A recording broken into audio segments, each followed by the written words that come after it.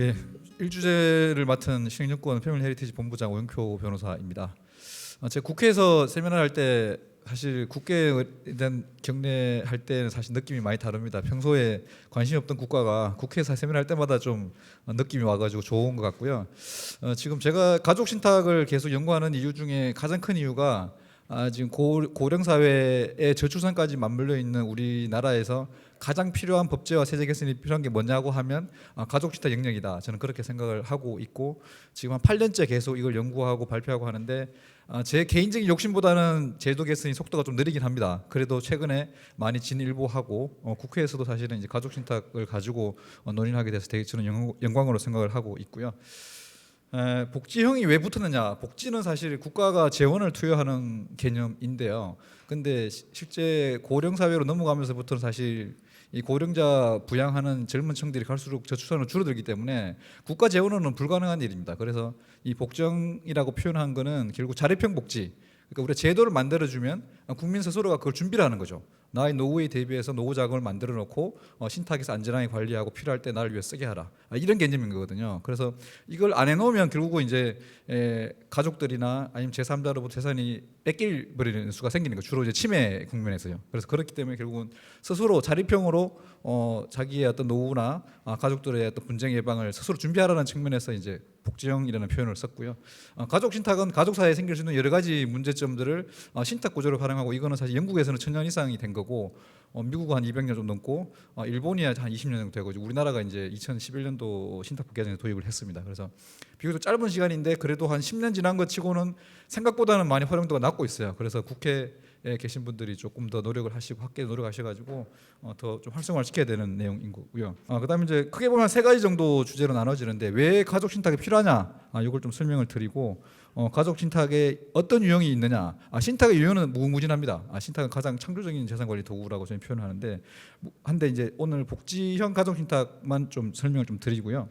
그다음 가족 신탁 활성화를 위해서는 제도 개선들이 엄청 많이 필요합니다. 왜냐하면 신탁은 재산을 안고 관리해 주는 거기 때문에 뭐 재산이 아파트냐 상가냐 기타 농지냐에 따라서 제도가 주변 제도들을 엄청나게 많이 바꿔야 돼요. 그래서 그런 측면들을 같이 논의해 보는 시간을 가지도록 하겠습니다. 예, 가족 신탁 왜 필요하냐? 오늘 주제에 한 4가지 화두를 던져 보면 왜 필요하냐 이거는 사실 이제 논의를 하면 쭉 느낌이 오실 텐데요. 복지 수단으로 왜 가족 신탁을 활용해야 되느냐, 되게 중요한 주제인 거고요. 기존에 우리 이제 가족의 재산 관리는 민법에서 증여, 상속, 후견, 위임 이런 제도로 하고 있는데 많이 부족합니다. 이 분쟁이 났을 때 해결책으로는 좋을 수 있겠지만 분쟁을 예방하는 기능에서 부족하고요. 금융 상품, 뭐 주로 이제 보험이나 연금, 그다음에 이제 뭐 퇴직연금까지 연계시켜서 있는데 금융 상품은 다수를 상대로 판매하는 상품이기 때문에 1:1 맞춤형이 불가능하죠. 그래서 그런 점들 때문에 결국 고령 사회에 가족이 처한 가족 재산 규모나 가족 구성원의 어떤 상황에 따라서 맞춤형으로 좀 관리를 할 필요가 있기 때문에 신탁이 필요한 거고요.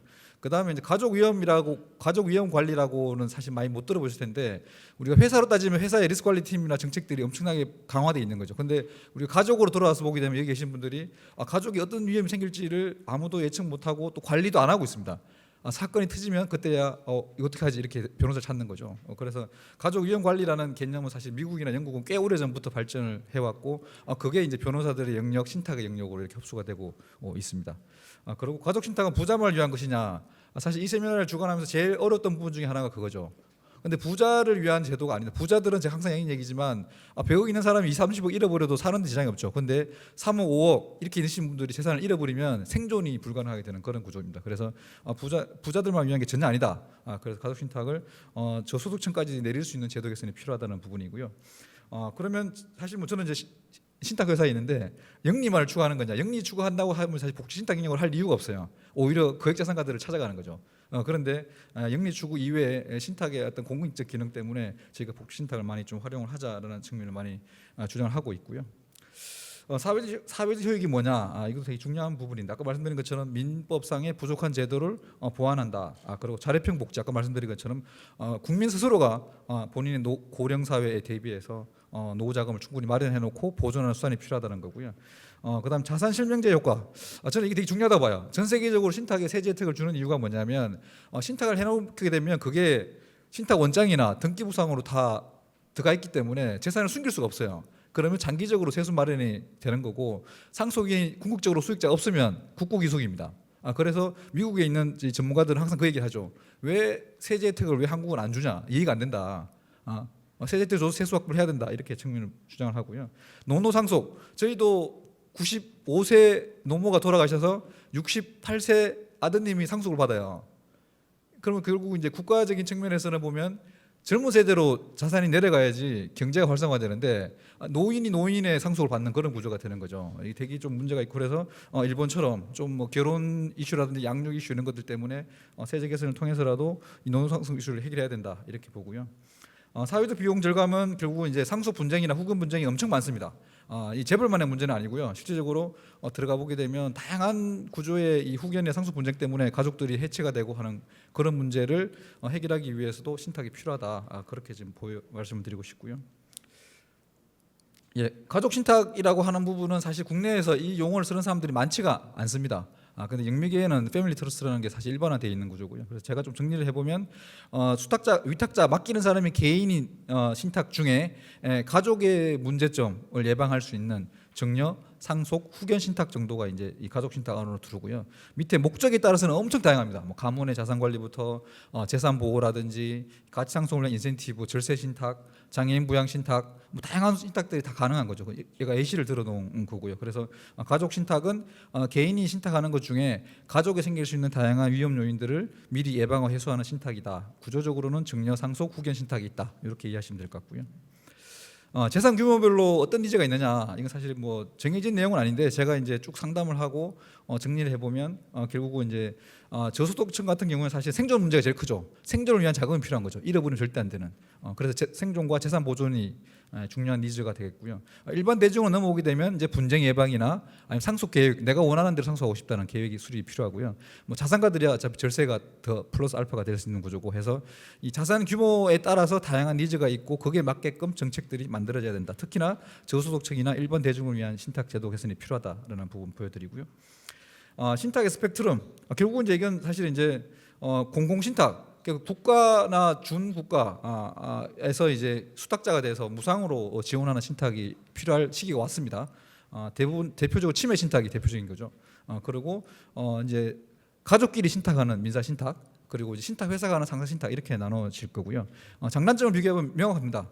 공공 신탁은 고령자의 비용 부담은 없어지게 되는 거죠. 대신에 정부 예산이 막대하게 투입이 되는 그런 구조가 되는 거고, 민사 신탁은 또 고령자 비용 부담 없지만 수탁자 전문성이 좀 부족한 수 있다. 이런 부분이고요. 상사 신탁을 넘어오게 되면 수탁자 전문성은 엄청나게 강화되는데 대신에 일정 부분의 고령자의 비용이 든다. 이런 거죠. 이걸 가지고 이제 저소득층, 일반 대중, 자산가로 해서 믹스를 시켜야 되는데, 오늘 주제는 저소득층과 일반 대중을 위한 공공 신탁이나 민사 신탁 영역을 좀 언급을 하도록 그렇게 하겠습니다. 올해 8월 30일 날 금융위에서 만든 자료인데, 고령 친화 금융 환경 조성 방안에서 이 후견 신탁을 이제 테마로 넣었습니다. 그래서 후견 신탁을 활성화해 보겠다라는 거고요. 지금 현재 작동하고 있는 대통령 직속의 저출산 고령사회위원회에서도 지금 가족 신탁 영역이 중요한 꼭지로 지금 들어가 있게 됩니다. 그래서 이제 주택을 연금화시켜서 고령자의 노후 자금 만드는 거, 그 다음에 그 후견 신탁하고, 그다음에 이제 종합재산 관리 신탁, 이제 세 가지 꼭지가 들어가 있는데 그것들이 제대로 계획으로 입안됐으면 좋겠다는 바람이고요. 정부가 이렇게 움직여주는 건 상당히 저희 입장에서 되게 좋은 얘기입니다. 신탁은 뭐 아주 복잡한 내용이, 신탁을 가지고 한 학기를 가르쳐도 다 못 가르칠 정도인데, 신탁 구조를 아주 심플하게 정리를 하게 되면 신탁은 소유권 이전 방식으로 재산 관리를 하고, 가족 신탁은 자산 승계 계획을 수립하는 거다, 이렇게 보시면 됩니다. 그래서 고령자 입장에서 위탁자가 재산을 신탁회사나 아니면 이제 가족들을 상대로 하는 신탁 계약을 체결하고 소유권이 수탁자 명의로 넘어갑니다. 여기에서 중요한 팁들이 있는 거고요. 그 다음에 돌아가시게 되면 어떻게 할 거냐? 사후에 누구한테 주라는 계획을 미리 짜놓죠. 생전에 나를 위한 신탁이고 사후에는 가족을 위한 신탁이 되는 거죠. 요걸 계약을 체결해놓고 위탁자가 수익자를 변경할 권한, 재산을 운용할 권한을 100% 지배를 하고 있는 거죠. 정상기에는. 치매에 걸리는 순간부터는 재산 보호 기능들이 탑재가 되고, 돌아가시면 수탁자가 재산 배분을 해주는 그런 구조이기 때문에 상속 분쟁까지 예방이 가능하다. 그래서 이제 좋은 말들이 있고요. 이 중에 이제 좀 의미 있는 거는 사실 이제 죽은 자에 의한 지배. 결국은 이제 이게 사실은 내 사후에 뭔가 재산 관리를 해달라고, 특히나 이제 내가 죽었는데 미성년 자녀밖에 없어요. 그러면 신탁 넣고 안정적으로 재산 관리가 돼야 되는 거죠. 그래서 그런 부분들이 이제 가능한 게 신탁 툴이다 이렇게 보시면 될 것 같고요. 우리가 이제 자산 승계, 재산 보호 이런 걸 하려고 하면 기존에는 사실 법정 상속에 지금 대부분의 사람 법정 상속에다가 그냥 가만 놔두는 거죠. 그럼 1.5대 1대1 비율로 나중에 할 건데 그게 안 되는 거죠. 그래서 뭔가를 하려고 하면 정리하거나 유언 공증을 해야 되는데 그것도 많이 부족하죠. 특히나 오늘 주제처럼 생전의 재산 보호 기능. 자, 유언 공증을 해놨어요. 생전 재산 보호 기능이 있습니까? 없는 거죠. 치매에 걸려 재산을 잃어버릴 수가 있습니다. 그래서 그거로는 부족하다. 그럼 결국 이제 궁극적으로 가서는 상속 신탁을 통해서 생전의 재산 보호 기능을 탑재를 하고 사후의 재산 분배까지도 연결시키는 이 전체적인 자산 관리가 돼야 되는 거고, 이게 이제 오늘 주제와 연결돼 있는 부분이고, 이건 전 세계적 현상입니다. 공정과의 장단점은 제가 뭐 깊이 설명 안 드리는데, 신탁은 소유권이 신탁회사나 수탁자로 넘어와 있기 때문에 결국은 가장 빠르게 돌아가시면 하루 만에 금융자산, 부동산은 3주 정도 걸리면 등기 이전 절차가 마무리되게 되는 거죠. 그러면 재산 분배되기 전에 상속 분쟁을 하려고 하다가도 적법한 절차에 따른 신탁 계약에 따라서 이행이 다 끝나버리기 때문에 분쟁 예방을 엄청나게 할 수 있는 그런 구조가 됩니다. 이거는 자료로 참조해서 좀 세부적인 내용을 좀 보시고요. 복지형 가족 신탁 유형이 뭐가 있느냐, 되게 꽤 많은데요. 이제 뭐 본론으로 들어가기 전에 고령자와 관련된 가족 위험이 뭐냐를 먼저 데피니션 해야 되고요. 노후자금 미확보 되게 중요합니다. 지금 여기 계신 분들은 대부분 노후자금에 대한 고민을 하실 텐데, 지금 현재 고령자분들은 사실 노후 대비가 안 돼 있는 세대인 거죠. 저는 와이프한테 농담처럼 우리가 준비하지 않으면 내가 폐지를 주어야 되는 상황이 될 수도 있으니까 알뜰하게 쓰고 노후 계획을 짜자, 이렇게 지금 우리 집에서 얘기하는데, 노후자금 미확보 리스크, 그다음에 정치적 장애, 치매, 85세 치매 유병률이 45%입니다. 엄청나게 높은 거죠. 그래서 치매에 대한 대비가 필요하고, 신체 장애도 물론 연결되고요. 뭐 사업 실패 위험이나 채무 초과 상태 당연한 위험되고, 그 다음에 아무것도 준비 안 하면 후견 분쟁, 상속 분쟁, 이런 이제 가족 생기는 위험들이 있는 거고, 요걸 신탁 장지로 통제를 하는 거죠. 그래서 뭐 상속 신탁을 설정하든 후견 신탁을 설정하든 장애인 부양 신탁, 치매 신탁, 뭐 재산 보호 신탁, 뭐 이런 것들을 쭉 장치를 만들어내야 되는 그런 구조가 되고요. 요거는 제가 일본은 분쟁을 하진 않았는데, 일본은 사실 복지형 가족 신탁을 세제 혜택까지 부여를 하고 있습니다. 그래서 뭐 우측에 보시면 결혼 양육 지원 신탁, 일본도 마찬가지예요. 결혼을 포기를 해요. 결혼하지만 출산을 안 해요. 왜냐하면 애들 키우기 너무 어려운 거죠. 지금 현재 우리나라 2030 세대가 가지고 있는 문제죠. 저도 만약 지금 결혼하면 못할 것 같아요. 전세가 자금이 너무 높아져가지고 못할 것 같은데, 일본은 이걸 이제 해결할 수 있는 방법을 찾은 거죠. 이 조부모 세대가 재산을 많이 가지고 있기 때문에 이거를 자녀들 결혼과 양육 비용으로 쓰는 데 있어서 1억 원, 우리나라 1억 원 정도까지를 정년세 비과세를 해주고, 대신에 이 돈이 딴 데 쓰이면 안 되거든요. 그럼 신탁 회사가 증빙 자료를 보고 진짜 결혼 자금을 쓰는지를 증빙 자료를 확인하고 내주는 거죠. 이렇게 제도만 만들어 놓고 신탁 회사를 통해서 복지를 실현하는 그런 거고, 정책을 실행합니다. 되게 효율적인 방법이고요. 교육자금 정년 신탁, 이것도 일본에서 아마 엄청나게 히트를 친 세제 혜택 상품인데, 할아버지가 손자를 위한 이 교육 자금을 정리해 줄 때 1억 5천만 원까지 비과세를 시켜줍니다. 까지기 때문에 뭐 적은 금액도 사실 혜택이 되는 거죠. 이런 식으로 해서 노노 상속 문제도 해결하고, 국가가 직면할 수 있는 문제들을 신탁 방식으로 제도만 만들어도 해결이 된다. 이런 부분이고요. 후견 지원 신탁은 일본에서 이제 후견제도 우리보다 한 5년 정도 앞서서 진행이 된 건데, 후견인들이 재산 편취 행위들이 많아지게 됩니다. 실질적으로 친족 후견인은 물론이고 변호사 후견인 또 그런 상황이 생기죠. 그래서 그거를 해결할 수 있는 방법으로 일본 신탁협회와 대법원이 가정법원하고 최고재판소가 같이 협업해가지고 후견 제도를 만들면서 재산의 중요한 부분은 신탁사가 관리하도록 합니다. 그럼 후견인이 재산을 함부로 편취 행위를 막을 수 있는 거죠. 그런 방식으로 하고 있는 게 일본입니다. 제가 일본을 좋아하진 않지만 국회에 와서 일본 제도가 건에서 죄송한데, 신탁을 활용하는 국가로는 제일 잘 하고 있다, 이 동남아시아권에서는. 그래서 소개를 시켜드리는 거고, 우리도 장차 이런 구조로 좀 가야 된다는 걸 좀 보여드리고요. 이제 유형으로 들어가면 후견 신탁은 이제 여러 가지가 있는데, 뭐 제가 주로 하고자 하는 거는 임의 후견 신탁. 그러니까 내가 아무것도 안 하고 있다가 치매에 걸리면 자녀분들이나 배우자가 법원에다가 후견인 선임 청구를 하는 거죠. 이거는 사실 안 됩니다. 이거는 후견인이 된다고 소송이 걸리죠.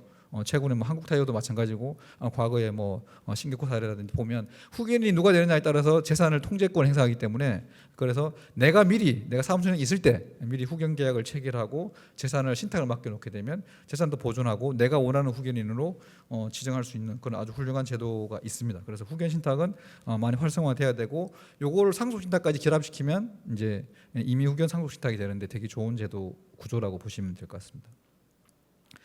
법정 후견 신탁은 아까 말씀드린 것처럼 아무것도 안 하고 있을 때 후견인이 게시가 되면 후견인이 재산 보존을 잘 할 거냐? 잘 못할 수도 있죠. 가족끼리 서로 후견이 된다고 싸우죠. 그럴 때는 이제 법원의 허가에 의해서 이제 신탁이 설정되는 구조고, 요거는 국내에서 한 3-40건 정도 진행을 지금 하고 있고, 아마 토론하시는 그 배정센터장님이 요 후견 신탁은 경험이 많으시니까 그때 한번 추가로 설명드리면 될 것 같고요. 장애인 부양 신탁, 이게 이제 98년도에 도입돼서 아마 99년부터 이게 세제 혜택, 결국 이제 장애인 자녀들의 홀로서기 자금을 마련해주기 위해서 5억 원까지 정년세 비과세를 해서 신탁이 넣고, 이 신탁 재산은 무조건 장애인을 위해 써야 되고 함부로 인출하게 되면 정년세를 다시 납부를 해야 되는 그런 구조로 해서 제도를 도입했는데 제도 설계가 조금 잘못됐습니다. 그래서 그걸 지금 계속 개선하는데, 가장 큰 문제는 뭐냐면 원본 인출이 안 됩니다. 장애인 자녀를 위한 신탁인데 원본 인출이 제한돼 있어요. 그러면 그 원본 누구한테 가느냐? 장애인의 상속인으로 가는 거죠. 이게 말도 안 되는 제도인데 이게 그렇게 제도가 돼가지고 지금까지 온 거예요. 한 20년간. 저희가 한 7-8년 전부터 주장을 해서 많이 개선했습니다. 인출도 150만 원 한해서 인출이 되도록 하는 거고, 했는데 아직도 많이 부족한 거죠. 그리고 이제 최근에 타액 신탁 장애인 부양 신탁은 왜 필요하냐면, 예를 들면 성년인데 예를 들면 자폐 자녀가 이제 성년이 된 거예요. 그러면 신탁 계약을 체결할 수 있는 행위 능력이 없잖아요. 그러면 결국 이제 부모가 후견인 지정을 받아가지고 그다음에 이제 신탁 계약을 체결해야 돼. 대리인 집에서 6개월 걸려요. 우리 실제 사례는 그걸 하다가 돌아가셨어요, 아버님이. 그렇기 때문에 타액 신탁을 해놓으면 아버님이 재산을 5억을 신탁에 넣고 그 5억의 수익권을 장애인 자녀 아들한테 주는 거죠. 딸한테 줄 수 있는 거죠. 그러면 후견 절차가 필요 없죠. 그럼 6개월 이상 시간을 지나갈 수 있는 그런 구조가 됩니다. 그래서 이제 이런 부분들이 이제 쭉 되고 있어서 지금은 이제 5억 원을 좀 상향시키자. 그다음에 저는 그거보다는 인출을 조금 더 완화해야 된다. 지금 중증 장애인에 한해서만 원본 인출이 가능한데, 중증 장애 아니나 하더라도 장애인들이 살아가려면 얼마나 불편한 게 많습니까? 그걸 위해서 돈을 쓸 수 있게 만들어줘야 되겠죠. 월 한도를 정하든 아니면 전체 금액 얼마를 정하든 1년 한도를 정하든 해서 제도 개선을 확실하게 해줘야 되는 부분 중에 하나입니다. 유언대용 신탁은 이제 그 가족 신탁의 가장 큰 뼈대예요. 생전에 신탁하고 생전에 나를 위한 신탁이 되는 거고, 내 사후에 재산을 누구한테 줄지를 배분을 해놓죠. 이렇게 하게 되면 수탁자가 사후에 배분을 하는 구조고요. 그래서 생전에는 자산승계획 수립하고 본인을 위한 신탁, 고령자 본인을 위한 신탁이 되고, 사후에는 가족을 위해 신탁이 살아 있게 되는 그런 구조가 되는 거죠. 그래서 유언대용 신탁은 이런 구조가 되고, 이걸 좀 한 단계 더 나아가면 수익자 연속 신탁 구조가 나옵니다. 이건 대표적으로 이제 요즘 유행하는 스킴은 이제 배우자한테 100% 상속권이 넘어갔다가 일단 배우자 사후에 자녀 상속권을 설계할 수 있는 구조죠. 되게 합리적인 구조죠. 우리 상속법은 그렇게 안 돼 있거든. 상속법은 유리분이나 이런 것 때문에 결국은 자녀들이 상속권이 1이 있지 않습니까? 그런데 사실 저는 이건 이제 문제가 많다고 보는 제도인데 개선이 필요한 건데, 그게 안 되면 신탁 방식으로 지금 할 수가 있는 거죠. 그래서 여기에 수익자 연속 신탁이 되는 거고요. 그래서 생전에 본인을 위한 신탁, 가족을 위한 신탁이 쭉 연결되는 그런 구조가 됩니다. 그래서 상속 설계와 재산 보존을 결합시켜 가지고 상속 신탁을 이렇게 만들고, 이걸 고령자들이 활용할 수 있게끔 제도 개선이 돼야 된다. 이 부분 좀 말씀드리고요. 정려 신탁은 이제 국내에서 좀 조금씩 활용하고 있는데, 수익권을 정리하는 방식, 그러니까 신탁 재산을 넣고 수익권을 배우자나 자녀, 경우에 따라서 본인을 수익자로 지정하는 방식이 있고, 아니면 정려를 미리 하고 대신 통제권을 할 수 있는 신탁, 이 두 가지 유형이 있고요. 수익권 정려 신탁은 아마 신탁을 해보신 분들은 이제 이게 있을 텐데, 원본 이익을 통으로 정리하는 방식이 있고, 원본만 주는 방식이 있고, 이익만 주는 방식이 있습니다. 그래서 실제 나온 상품은 원본 이익 정려 신탁이 국채 스트립 채권을 신탁에 넣고 원본 이익을 정기적으로 주면 이걸 이제 나중에 현가 할인 10% 할인해서 나오던 시절에는 되게 좀 활성화됐는데, 지금은 3%로 할인율이 줄어서 실효성이 많이 떨어지게 되는데요. 그런 거 작동이 되고 있고, 이익전환 신탁, 주식을 가지고 계신 분이 배당 청구권만 배우자나 자녀한테 주고 싶을 때 그때 이익만 떼서 줄 수 있는 거죠. 이런 식으로 해서 세금을 좀 절약하고 상속 설계나 증여 설계를 할 수 있는 그런 구조가 나올 수 있는 거죠. 그래서 이런 부분들을 앞으로 많이 좀 활성화해야 되고요. 오늘 주제는 사실 정리 아닌 신탁인데요. 이거는 대표적으로 불효자 방지 신탁이라고도 표현을 하고 있습니다. 이게 뭐냐면 정여자가 정여를 해버리면 자녀들이 수정자가 되면 소유권을 100% 가지고 있는 거죠. 그래서 재산을 받기 전에는 효도를 하는 척 하다가 받은 이후에는 부양 의무를 이행하지 않는 이런 불효자들이 많이 생겼고 실제적으로 많이 문제가 되고 있어서 그런 부분들을 정려했지만 부모들이 통제권을 행사할 수 있는 장치를 신탁해서 만들어주는 그런 구조가 됩니다. 되게 좀 효과적인 방식이고요. 그래서 불효자 방지를 위한 어떤 구조를 짤 때 저희가 정리하면 신탁 구조로 하고 효도계약서보다 훨씬 더 효과적입니다. 효도계약서는 안 돌려주면 소송을 해야 되는데 신탁은 소유권을 수탁자가 가지고 있기 때문에 조건 부양 의무 이행하지 않으면 수탁자가 소유권을 다시 위탁자한테 돌려줄 수 있는 그런 구조가 나오는 거죠. 요거는 실무에서도 많이 활용하고 있어서 좀 참조해서 보시면 될 것 같고요. 그다음에 요거는 이제 좀 다른 측면이긴 한데 요즘 중소기업 가지고 계신 분들이 뭐 작게는 10억에 많게는 뭐 한 2, 300억 정도 되시는 분들이 가장 큰 문제가 가업을 물려주고 싶은데 장수기업을 만들고 싶은데 자녀 둘이 있는데 나는 딸을 후계자로 지정하고 싶은데 아들이 유류분 소송 걸어서 뺏어가 버리면 그럼 결국 주주명부에 딸 75% 아들 25%가 되는 거죠. 이게 이제 너무 불편한 거죠. 그래서 아예 그냥 회사를 팔아버리겠다. 아니면 심한 경우에는 청산을 해버리겠다. 이런 이제 중소기업 오너들이 많이 생기고 있거든요. 근데 요거는 이제 일본은 쉽게 풀었어요. 신탁에 넣고 후계자인 자녀한테는 의결권 지지권을 100% 부여를 하고요. 후계자가 아닌 자녀한테는 경제적 권리만 주게 됩니다. 그래서 효과적으로 이제 그 가업이 안전하게 승계될 수 있는 구조를 짜는 거죠. 저는 여기다가 이제 뭘 넣느냐면 후견 기능을 넣습니다. 왜냐하면 신격호 사례나 몇 가지 이제 최근에 재벌 사례 등을 보면 결국은 후견 분쟁 때문에 가업이 깨질 수 있는 그런 구조가 나오는데 후계자하고 이미 후견 계약만 체결해놔도 그런 분쟁을 아예 없앨 수가 있거든요. 후견 계약만 체결하더라도 그래서 후계자를 미리 지정하고 후견 계약을 체결해놓고 신탁에 넣고 유류만큼은 경제적 권리만 부여하는 방식이 일본에서 만든 가업 승계 지원 신탁인데요. 우리나라도 절대적으로 지금 필요한 시기가 왔습니다. 지금 중소기업 가지고 계신 분들이 나이가 지금 한 65세에서 한 85세에 계신 분들이 많거든요. 대부분 이런 걱정을 합니다. 이걸 제도적으로 빨리 개선을 해야 되는 그런 구조이고요. 제도 개선 방안은 앞에서 쭉 제가 설명을 쭉 드려서 좀 빠른 속도로 넘어가 보도록 하겠습니다. 우리가 이제 그 경영권 분쟁 없는 가업 승계 담보 장치가 필요하다라고 계속 말씀드리는데 제약 사항이 딱 크게 보면 두 가지가 있습니다. 자본시장법에 의결권을 신탁 회사가 가지게 되면 15% 초과해서 의결권 행사할 수가 없다라고 나와서 무의결권 주식을 만들어 버리는 거죠. 이러면 가업 승계 지원 신탁이 아예 안 됩니다. 그래서 이 자본시장법은 사실 이제 그 잠탈 위험이 없는 범위 내에서 일본처럼 요거를 좀 예외를 줘야 된다 이렇게 저는 주장을 하고 있고 그다음에 이제 가업 상속 공제가 저희가 중소기업들 가업 상속 공제가 되게 좋은 제도인데 실제 활용이 많이 안 되고 있는 거고요. 그 중에 이 가업 유지 요건과 사후 유지 요건에서 신탁을 하게 되면 소유권이 이전되지만 수익권은 여전히 회장님이 가지고 계시거든요. 그래서 이걸 뭐 제가 세무 전문가한테 물어봤더니 가업 상속 공제 대상이 안 될 가능성이 높으니까 제도 개선을 하자. 라고 해서 어차피 위탁자가 그 아버지 부모 세대의 주식을 가지고 있다가 소유권만 넘어갈지 실질적으로는 지식권은 전부 다 부모가 행사하기 때문에 결국은 이제 가압승계 공제 대상이 돼야 된다 이렇게 보고 있고요. 그다음에 유류분 문제는 김상훈 변호사님이 좀 추가적으로 논의를 하실 텐데 유류분이 되게 엄격하게 제도가 돼 있어서 이거를 사전 포기를 할 수 있는 제도로 좀 만들어야 된다 이렇게 좀 보고 있고요. 나머지 부분은 좀 넘어가고 그다음 농지. 요즘 이제 그 저희가 유튜브 보고 신탁해달라고 하는 분 중에 한 20-30%가 농민들입니다. 농민들이 전답 과수원을 가지고 있는데 이거에 대해 상속 계획을 수립하고 생전에 내 재산 보호하고 사후에 배분하는 계획을 하고 싶다라고 하는데 전답 과수원은 이게 상사 신탁, 상인들이 신탁이 안 됩니다. 상인들이 농지 취득 자격 증명을 받기 없기 때문에. 그런데 실적으로는 농민인 아버님이 농사를 지으면서 형식적으로 소유권만 지금 신탁사로 넘겨놓고 실제 경작을 하거든요.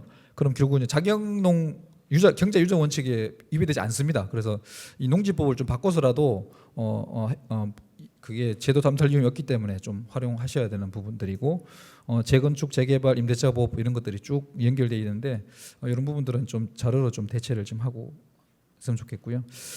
그다음에 이제 그 생명보험 청구권 신탁 이거 되게 중요합니다. 생명보험 청구권은 사실 부모가 돌아가셨을 때 자녀들이 받는 경우가 대부분인데 미성년 자녀들한테 뭐 5억, 3억 이렇게 생명보험 청구금이 지급이 되게 되면 주로 이제 할아버지나 외할아버지 이런 분들이 후견인이 돼가지고 재산을 다 탕진해 버린 사례가 많이 발생합니다. 그래서 일본, 미국, 영국 다 보면 생명보험 청구권 계약을 체결하고 생명보험금을 신탁으로 놓고 나중에 돌아가시면 신탁으로 놓고 신탁에서 자녀분들이 미성년자일 경우에는 자녀들 생애 주기에 맞게끔 재산 관리를 해주거든요. 이것도 반드시 필요한 제도인데 지금 안 되고 있습니다. 실적으로. 그래서 이것도 개선이 돼야 되는 부분이고 4번에 주택연금. 이 연금 제도가 되게 좀 골치 아픈 게 뭐냐면 주택연금을 해서 이 고령 사회의 노후 자금을 내 아파트나 주택으로 만들어가는 아주 좋은 제도인데 여기에 신탁을 결합시킬 수가 없습니다. 지금 이제 지금 현재 약관이나 기타 내용을 보게 되면 소유권이 주택연금 가입자에서 이전돼 버리게 되면 신탁 방식으로 연금 가입이 해지가 되는 그런 구조가 되죠. 그리고 또 하나는 만약에 부부가 있다가 남편 명의로 된 아파트를 주택연금 가입했는데 남편이 돌아가셨어요. 그러면 배우자가 그걸 승계를 할 수 있는데 문제는 자녀분들이 유류분을 행사해서 지분이 쪼개지면 주택연금이 해지가 돼서 쪽나는 그런 구조가 됩니다. 요것도 빠른 시간 내에 개선해서 배우자까지는 어차피 부부가 경제공동체니까 배우자까지는 재산이 안전하게 넘어갈 수 있는 구조로 만들어줘야 되거든요. 이것도 시급하게 개선해야 될 사항으로 보이고요. 그 다음에 이제 좀 중요한 내용인데 이 종합재산신탁 기준 마련하자. 이걸 제가 주장하는 이유는 자산가들은 아무런 문제가 안 돼요. 재산이 많기 때문에. 그런데 일반 대중이나 저소득층은 가지고 있는 주택, 아파트 한 채, 뭐 예금 일부 이렇게 있는데 이거를 각각 쪼개서 계약을 하게 되면 최저가입 금액이 안 나옵니다. 우리 회사도 실질적으로는 이제 복지형 신탁 말고 일반 신탁은 사실 10억 이상이 이제 가입 기준인데 그러면 사실 우리 일반 대중들이 활용을 못 하거든요. 근데 그걸 종합재산 신탁으로 묶어버리게 되면 아파트하고 예금, 금자산들이 하나로 묶어지니까 10억을 넘길 수가 있겠죠. 그런 식으로 해서 이제 가입 기준을 완화시키는 방법론 중에 하나가 종합재산 신탁인데 자본시장법에 나와 있는데 시행령이 만들어지지 않았습니다. 그래서 빠른 시간 내에 시행령을 좀 만들고 세제도 뭔가 여기 이제 왜냐면 부동산 신탁과 금전 신탁이 세제가 다릅니다. 그래서 그것도 같이 통일시켜 가지고 일반 대중이나 저소득층이 가족 신탁 활용할 수 있도록 제도를 만들어 주셔야 되는 그런 부분들로 있고요. 그다음 세제 지원 마지막으로 한번 설명을 드리면 사실은 우리가 보험 같은 경우에는 이제 우리 연금이나 이런 것들에 미리 준비를 하게 되면 소득에서 공제를 해주잖아요. 뭐 연 100만 원 한도 내에서 이런 방식으로 만약에 내가 치매에 걸려서 문제 생기는 걸 대비해서 우리가 치매 신탁을 가입하고 싶다라고 했을 때 우리 나이 때부터 준비를 해야 돼요. 월 10만 원씩이라도 넣어서. 그러려면 그거를 세제 혜택을 좀 부여해서라도 자립형 복지를 최대한 넓히려고 하면 그러면 복지형 가족신탁이라는 카테고리를 정한 다음에 담은 월 연 100만 원 정도라도 소득에서 공제를 해주면 많은 사람들이 가입을 할 수 있겠죠. 그래서 그런 것들도 아마 제도적으로 만들어 주시면 좋겠습니다. 예, 이상으로 제 발표를 마치겠습니다. 감사합니다.